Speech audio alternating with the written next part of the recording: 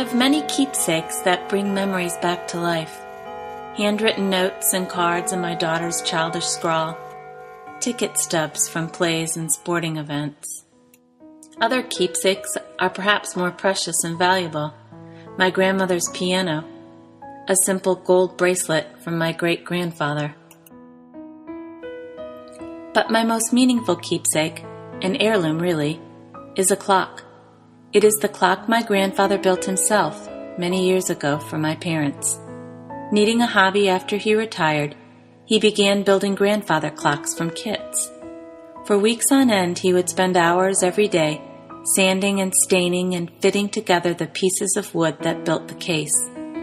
He would tinker with the clockworks, the weights, and the pendulum until the clock kept perfect time. He built a clock for his home in Michigan and another for his home in Florida. He built clocks for each of his 5 living children, and when he had finished all of those, he started over again, instructing his children to pass their first clock down to their own oldest child.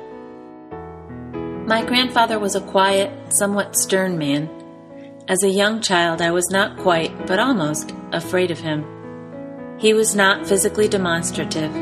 I don't ever remember hearing him say the words, "I love you." As I grew older, though, I recognized that he showed his love in other ways. He bought me a second-hand organ and paid for lessons when I showed an aptitude for music. He spent hours cooking vats of spaghetti sauce or bean soup and baking loaf after loaf of homemade bread, delivering it all on Sunday afternoons to each of his children and their families. When my brother played college baseball, he and my grandmother followed the team around the country, attending nearly every game. He went to church every Sunday and was married to my grandmother for over 60 years. Together they built a life that included 6 children, 11 grandchildren, and 23 great-grandchildren.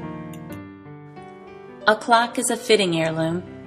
It marks time in varied increments, reminding us how fleeting ordinary but precious moments can be, demonstrating the recurring cycles of days and weeks and months and years that make a life.